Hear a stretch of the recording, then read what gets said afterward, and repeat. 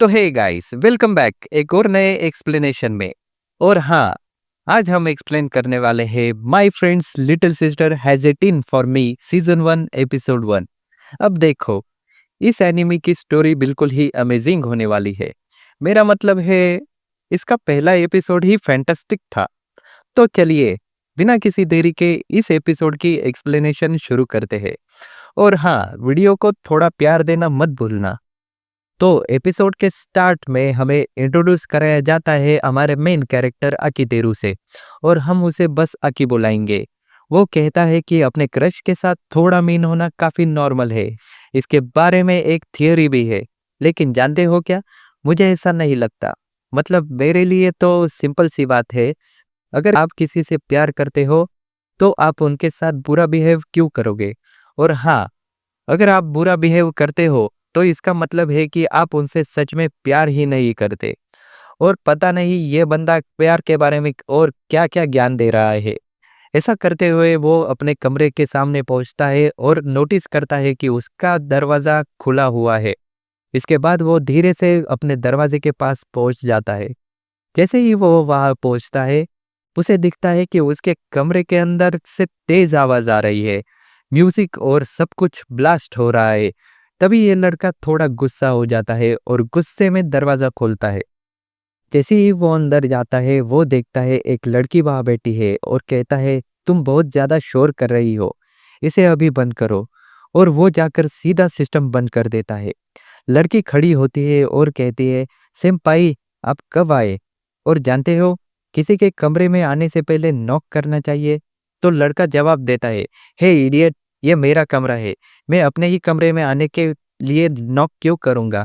इसके अलावा तुम्हें यहाँ आवाज कम रखनी चाहिए, क्योंकि तुम्हारी आवाज से आसपास वाले लोग भी डिस्टर्ब होंगे। और मुझे एक बात बताओ, तुम्हें ये हेडफोन्स पहने ही क्यों है, जब कि तुम इन्हें यूज भी नहीं कर रही हो? तभी वो कहती है, सेम्पाई, आप इतना गुस्सा क्यों हो? क्या आप मुझे सच में इतना चाहते हो? और तब ये लड़का कहता है, हे, कभी नहीं। मतलब मैं तुम्हें क्यों चाहूंगा? ये क्या बकवास कर रही हो? तब वो कहती है, कम ऑन सेम्पाई, मान भी जाओ। तुम्हारा दिल ये ही चाहता है ना? और तब ये लड़का कहता है, यार, ये लड़की पागल हो गई है। तब वो कहती है, वैसे सिंपाई, आपको सच में नॉक करना चाहिए था। जरा सोचो, अगर मैं अभी चेंज कर रही होती तो तुम सब कुछ देख लेते। या फिर तुम यही चाहते थे मुझे उस हालत में देखना? तब ये लड़का कहता है, बस बहुत हुआ, वरना मैं पुलिस को बुला रहा हूँ। इसके बाद लड़की कहती है, मुझे डर नहीं लगता, जो करना है कर लो। फिर हमारा लड़का बताता है कि इस लड़की का नाम इरोहा है और वो उसके दोस्त ओजुमा की बहन है। लेकिन मैं क्या करूं, पता नहीं क्यों ये हमेशा मुझसे चिपकती रहती है। वेल, इसके बाद वो वही बेड पर सो जाती है। और ये देखकर हमारा लड़का थोड़ा ब्लश कर जाता है। मतलब ये लड़की बहुत ही हॉट लग रही है। और तब उसे एहसास होता है कि हमारा लड़का अकी थोड़ा डिस्टर्ब हो रहा है।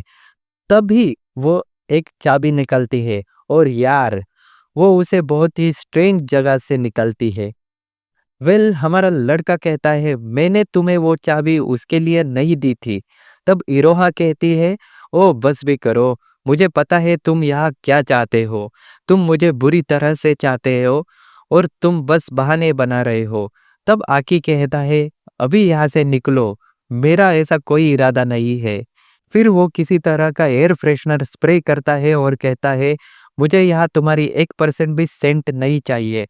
तब लड़की कहती है, तुम कितने रूड हो, थोड़ा सा और अच्छे से भी बोल सकते थे। तो लड़का कहता है, बस अब जाओ और अपने कमरे में वापस जाओ।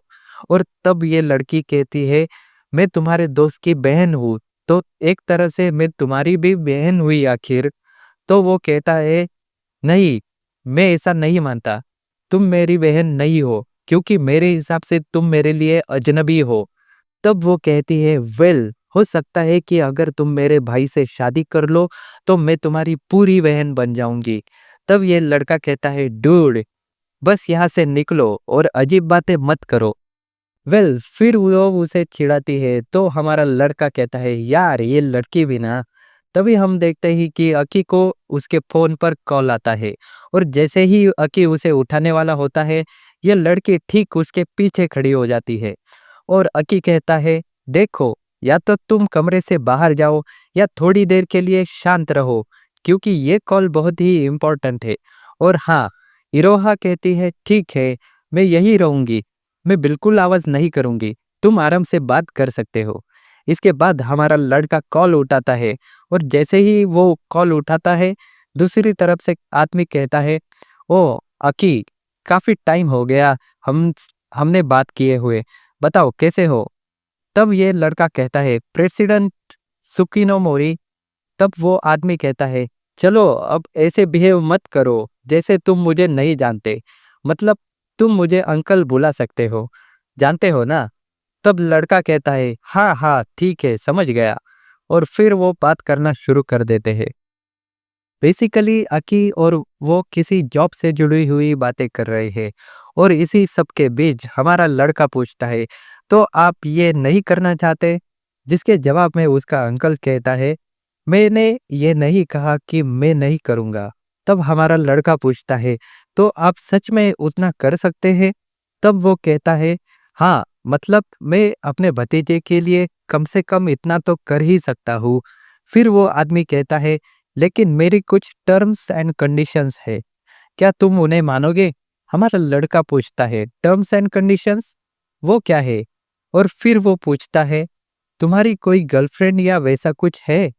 और दोनों काफी शॉक्ड है कि ये आदमी ऐसा क्यों पूछ रहा है। और यार, तभी हम देखते हैं कि इरोहा के दिमाग में कुछ शरारत सूझती है और वो हमारे लड़के के पास आकर म्याओ करती है। ये देखकर उसका अंकल कहता है हे, वहाँ कोई है क्या। तो वो कहता है हाँ, मतलब मैंने अभी एक बिल्ली पाली है। और फिर प्रेसिडेंट पूछता है कौन सी। तब आके अपने मन में सोचता है मैंने बोल तो दिया, लेकिन मुझे कोई आइडिया नहीं कि ये किस ब्रीड की बिल्ली है। इसके बाद ये लड़की उसे और भी परेशान करने लगती है। और तब उसका अंकल कहता है ठीक है, उस बिल्ली का अच्छे से ख्याल रखना, क्योंकि वो मुझे बहुत काफी क्यूट लगी। मैं तुमसे बाद में मिलूंगा और ठीक से समझाऊंगा कि हम क्या करने वाले हैं। और हमारा लड़का ओके कहता है और उसका अंकल फोन काट देता है, जबकि ये लड़की उसे परेशान करती रहती है। इसके बाद सीन शिफ्ट होता है और हम देखते हैं कि ये लड़की फिर से उसके बेड पर सो गई है और कहती है सेम्पाई, मुझे सच में प्यास लगी है, क्या आपके पास पीने के लिए कुछ है। लड़का जवाब देता है हाँ, फ्रिज में फ्रेश टोमेटो जूस है, तो तुम जाकर उसे पी सकते हो। और फिर ये लड़की उसे थैंक्स कहती है और टोमेटो जूस पीने चली जाती है। और ये लड़का कहता है यार, ये मेरी लाइफ में क्या चल रहा है। इसके बाद हमें अगले दिन का सीन दिखाया जाता है, जहां हम देखते हैं कि हमारा लड़का स्कूल में है और वो कह रहा है कि हर सांस के साथ तुम मौत के और करीब जा रहे हो। तुम अभी हो लेकिन फ्यूचर में नहीं। मतलब मुझे नहीं पता और तुम्हें भी नहीं पता कि अगले पल तुम्हारे साथ क्या होगा। इसीलिए मैं अपने टाइम का हर सेकंड बहुत अच्छे से यूज करता हूँ। और हम देखते हैं कि वो यहाँ अपना होमवर्क कंप्लीट कर रहा है और अचानक उसका एक दोस्त नीड भरे चेहरे से उसके पास पीछे से आता है। और तभी अकी उसे अपनी नोटबुक दे देता है और कहता है ये लो, मैंने होमवर्क कंप्लीट कर लिया है। और उसका दोस्त कहता है ओह, थैंक यू सो मच, मतलब मुझे नहीं पता तुम्हारे बिना मेरा क्या होता। और तब हमारा लड़का कहता है यह मेरा इकलौता बेस्ट फ्रेंड है और इसका नाम ओजुमा है। और यहाँ हमें पता चलता है कि ओजुमा इरोहा का भाई है, वही लड़की जो शुरू से इस लड़के को परेशान कर रही है। और तब ओजुमा कहता है तो क्यों ना मैं तुम्हें ट्रीट के लिए ले चलूं। ये लड़का कहता है लेकिन क्यों, इतनी तकलीफ उठाने की जरूरत नहीं है। तब वो लड़का कहता है नहीं यार, तुम मेरे लिए इतना कुछ करते हो और अगर तुम नहीं होते तो पता नहीं मेरा क्या होता। तो मैं तुम्हारे लिए कम से कम इतना तो कर ही सकता हूँ। हमारा लड़का कहता है ओजुमा, तुम कितने अच्छे इंसान हो। तब ओजुमा कहता है, ओ बस भी करो यार, इतना ड्रामा करने की कोई ज़रूरत नहीं है, तुम मेरे साथ आ सकते हो। और तब ओजुमा फिर से कहता है, मेरी बहन कल तुम्हारे घर आई थी ना। तब आकी परेशान चेहरे के साथ हाँ कहता है। तब ओजुमा कहता है, मुझे लगता है वो तुम्हें पसंद करती है, मतलब वो तुमसे प्यार करती है। हमारा लड़का कहता है, ऐसा नहीं है, वो मुझसे प्यार नहीं करती यार, उसे बस मुझे परेशान करने की आदत हो गई है। तो उजुमा कहता है, क्या पता शायद ये उसका प्यार जताने का तरीका हो। तब हमारा लड़का थोड़ा शॉक्ड है, सोच रहा है कि ये लड़का क्या कह रहा है। और वो कहता है, अगर वो सच में मुझसे प्यार करती तो वो मुझे इस हद तक परेशान क्यों करती कि मैं उससे नफरत करने लगूं। इस पर उसका दोस्त कहता है, जानते हो, लड़कियां थोड़ी अजीब होती है, मतलब उन्हें लोगों के सामने खुद को थोड़ा अजीब तरीके से प्रेजेंट करना पसंद होता है। और तभी हम देखते हैं कि उनकी मैथ टीचर आ जाती है और उन्हें देखकर आके कहता है, कसम से ये एक जहरीली रानी है, वो घमंडी चेहरा तो देखो। और हाँ, उसकी टीचर सच में हॉट है। इसके बाद सीन शिफ्ट होता है और तभी हम देखते हैं एक लड़का दौड़ते हुए आता है और कहता है, हे आकी, एक लड़की तुमसे मिलने आई है, और पता है क्या, वो फर्स्ट ईयर की है। आकी कहता है, सच में? और फिर वो उसे देखता है और देखता है कि यार, ये तो वही है, हमारी अपनी इरोहा। और यार, वो उससे बहुत ही क्यूट चेहरे से बात कर रही है और आसपास सब लोग सोचते हैं, वाह कितनी क्यूट लड़की है, और सब उन्हें ही घूर रहे हैं। तो यहाँ हमारा अकी कहता है, बस बहुत हुआ, मुझसे इतना क्यूट चेहरे से बात करने की कोई ज़रूरत नहीं है। मुझे पता है तुम यहाँ ये जानबूझकर कर रही हो ताकि यहाँ लोगों को हम पर शक हो। और फिर वो कहती है, आप क्या कह रहे हो, मैं तो हमेशा आपसे ऐसे ही बात करती हूँ। तब हमारा अकी कहता है, ओ यार, ये लड़की मुझे किसी दिन मरवा देगी, कसम से। तब वो कहती है, एक काम करते हैं, आज तुम और मैं साथ में घर पर चलते हैं। तो ये लड़का कहता है, ठीक है, मैं तुम्हारे भाई को भी बुला लेता हूँ। तो इरोहा कहती है, नहीं भाई नहीं, सिर्फ तुम और मैं, मतलब हम कपल है ना। और ये सुनकर यार, वो खुद इतना शॉक्ड हो जाता है कि वो ये कब हुआ। तब वो कहती है, ऐसे मत कहो, तुम मेरा दिल तोड़ दोगे, हमने कल ही एक दूसरे को अपने प्यार का इजहार किया था, तो तुम मेरे साथ ऐसा कैसे कर सकते हो? क्या तुम बस मुझे यूज कर रहे थे? तुम बहुत बुरे इंसान हो। और ये सुनकर पूरी क्लास शॉक्ड है, जैसे ओ, यहाँ क्या हो रहा है। और यार, सब उन्हें ही घूर रहे हैं। तब हमारा लड़का कहता है, हे बस करो पागल लड़की, क्या बकवास कर रही हो, मैं जा रहा हूँ। और यार, वो वहां से निकल जाता है और अपना बैग उसके बाइक को दे देता है। इसके बाद सीन शिफ्ट होता है और हम देखते हैं कि वो उसे एक शांत जगह ले जाता है और कहता है, ये सब क्या बकवास कर रही थी, तुम कब से मेरी गर्लफ्रेंड हो? तब ये लड़की कहती है, हम बेसिकली डेट ही तो कर रहे हैं ना। और यार, वो बस उसे चिढ़ा रही है। हमारा लड़का कहता है, बस बहुत हुआ, तुमने मेरा दिमाग खराब कर दिया है, मेरा फ्यूचर दांव पर लगा है, तो बीच में मत आओ। और जैसे ही वो जाने वाला होता है, यह लड़की उसे पीछे से हक कर लेती है और कहती है, तुम इतने टेंस क्यों हो, तुम मुझे इतना दूर क्यों ढकेल रहे हो, तुम्हें मेरी फीलिंग्स का कोई अंदाजा नहीं है। मैं चाहती हूँ कि हम हमेशा साथ रहे और करीब रहे। और वो बस उसे चिपकी रहती है और यहाँ हमारा लड़का अपना कंट्रोल खोने लगता है। तभी लड़की कहती है, तो मेरा मजाक कैसा लगा, तुम्हें क्या लगा कि मैं सच में तुमसे प्यार करती हूँ? मैं तो बस तुम्हें चिढ़ा रही थी, अब मुझे डांटने की कोशिश करो। आज तुम्हें परेशान करने में बहुत मजा आया। और यार, हमारा लड़का इतना ब्लश करने लगता है कि उसके कान तक लाल हो जाते हैं। और ये लड़की कहती है, मैं सब कुछ देख सकती हूँ, तुम्हारे चेहरे से तुम्हारे कान भी लाल हो गए हैं। तो तुम अब मुझे झूठ नहीं बोल सकते कि तुम मुझे पसंद नहीं करते। तब ये लड़का कहता है, बस रुको तुम, मैं तुम पर कभी विश्वास नहीं रखूंगा। मैं अब तुम्हें दिखाता हूँ। और फिर वो उसके पीछे भागने लगता है। और यहाँ सीन शिफ्ट होता है और हम देखते हैं कि हमारा लड़का आखिरकार एक रेस्टोरेंट में अपने अंकल के सामने बैठा है। और हमारा लड़का यहाँ अपने अंकल से बात कर रहा है। और उसका अंकल कहता है, ओह, तो तुमने ये गेम खुद बनाया है? और यहाँ वो किसी गेम के बारे में बात कर रहे हैं। तो हमारा लड़का कहता है, हाँ, मेरे दोस्तों ने और मैंने मिलकर बनाया है। ये एक टीम एफर्ट था। फिर वो कहता है, और हमें इस गेम के बारे में थोड़ा बताया जाता है। और वो कहता है कि उनके गेम को मिलियंस ऑफ डाउनलोड मिले हैं। तो ये सच में अमेजिंग है ना? मतलब कि वो इस उम्र में ये सब कर रहे हैं। तब हमारा लड़का कहता है, हाँ, मतलब ये अमेजिंग है। और बात ये है कि हमने ये गेम बहुत मेहनत से बनाया है। हम में से किसी एक के बिना भी ये गेम इम्पॉसिबल होता। तो जो भी हो रहा है हमारे लिए बहुत अच्छा है। हम फ्यूचर में और भी अच्छा करने की कोशिश करेंगे। तब उसका अंकल कहता है, जानते हो, तुमने सच में एक अच्छी कॉम्पिटिटिव टीम ढूंढ ली है।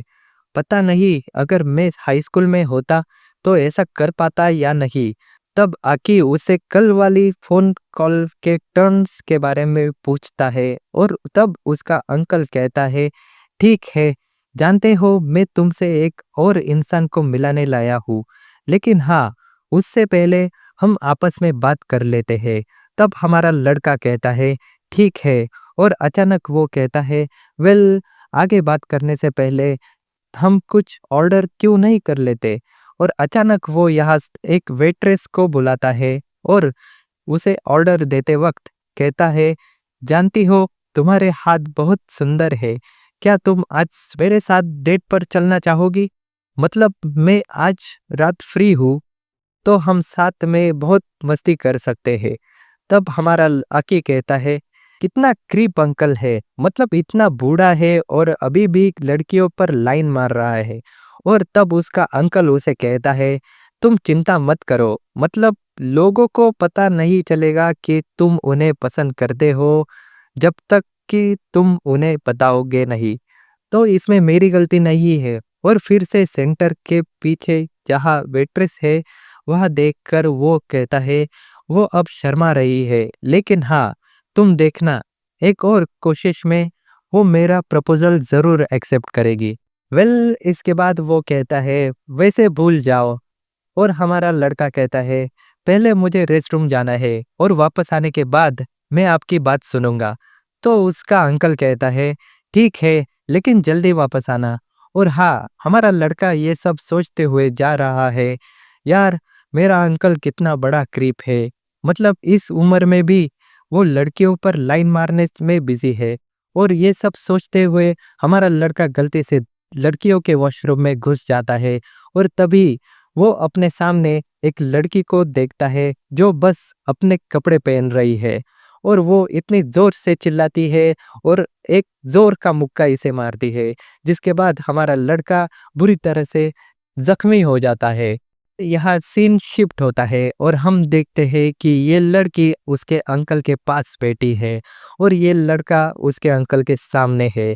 अकी अपने अंकल से पूछता है, ये कौन है? उसका अंकल जवाब देता है, तुम्हें याद नहीं, तुम बचपन में इसके साथ खेलते थे। तब हमारा लड़का पहले तो थोड़ा शॉक होता है। अकी को याद आता है, उसका नाम माशिरो है। वो उसके अंकल की बेटी है और उसकी कजन है। तो अकी फिर पूछता है कि वो यहाँ क्यों है। और तब उसका अंकल समझाता है, अब मैं तुम्हें तुम्हारी जॉब की टर्म्स समझाऊंगा। देखो, जैसा तुमने कहा था, तुम्हारा कोई गर्लफ्रेंड नहीं है, तो मैं चाहता हूँ कि तुम मेरी बेटी के फेक बॉयफ्रेंड बनो। जब तक तुम ग्रेजुएट नहीं हो जाते, तुम्हें उसका बॉयफ्रेंड बनना पड़ेगा। तो अकी कहता है, क्या फेक बॉयफ्रेंड? वो हैरानी से पूछता है। माशिरो भी अपने पापा से ये सुनकर शॉक्ड है, इसीलिए वो भी इस फेक रिलेशनशिप में रहने से मना कर देती है। लेकिन उसका अंकल गुस्से से कहता है तुम्हें ये करना ही पड़ेगा, और आकी से कहता है वो तुम्हारे स्कूल में ट्रांसफर होने वाली है, मतलब एक वजह है कि मैं उसे तुम्हारे स्कूल में ट्रांसफर कर रहा हूँ। तो तब आकी कहता है वो सब ठीक है, लेकिन ये लड़की अचानक मेरे स्कूल में क्यों ट्रांसफर होना चाहती है? तो यहाँ माशिरो कहती है नहीं, इस बारे में आकी को मत बताना। तो हमारा लड़का भी कहता है ठीक है, चिंता मत करो, मुझे भी जानने की ज़रूरत नहीं है। तुम्हारी जो भी वजह हो वो पर्सनल हो सकती है। मैं इफ़िशियंसी में विश्वास रखता हूँ, इसीलिए मैं आगे नहीं पूछूंगा। इसके बाद वो पूछता है कि क्या ये उसके अंकल की कंपनी में एम्प्लॉयमेंट के लिए नॉन निगोशिएबल कंडीशन है, और फिर वो कहता है ठीक है, फाइन, और वो माशिरो से हाथ मिलाने जाता है कहते हुए ठीक है, फिर जब हम आज से साथ रहने वाले हैं तो चलो एक अच्छी दोस्ती शुरू करते हैं। तो ये लड़की कहती है मुझसे दूर रहो तुम क्रीप, मुझे अभी भी याद है कि तुमने मुझे कैसे देखा था। तुम एक नंबर के परवर्ट हो। मुझे अभी भी तुम पर विश्वास नहीं है। तब हमारा लड़का कहता है हे, ठीक है, जो हो गया सो हो गया। और हाँ, यहाँ ये दोनों फिर से झगड़ने लगते हैं। तो उसका अंकल कहता है जरा देखो तुम दोनों को, तुम्हारी बॉन्डिंग कितनी अच्छी हो रही है। सीन शिफ्ट होता है और फिर उसका अंकल उसको कहता है देखो, तुम बस उसके फेक बॉयफ्रेंड हो, तो उसके ज्यादा करीब जाने की कोशिश मत करना, वरना तुम जानते हो कि मैं तुम्हारे साथ क्या करूँगा। तो अकी कहता है हाँ, मैं ठीक हूँ, मतलब मेरे प्रति कोल्ड लड़कियां वैसे भी मुझ में इंटरेस्टेड नहीं होगी। और यहीं पर ये एपिसोड खत्म हो जाता है। तो मुझे कमेंट्स में बताओ कि आपको ये एपिसोड कैसा लगा, एक्सप्लेनेशन कैसी लगी, और हाँ, अगर अच्छी लगी हो तो लाइक और सब्सक्राइब करना मत भूलना। तो चलिए, मैं आपसे मिलूंगा एक और नए वीडियो में एक और नए एक्सप्लेनेशन के साथ। तब तक के लिए अपना ख्याल रखें। Good bye.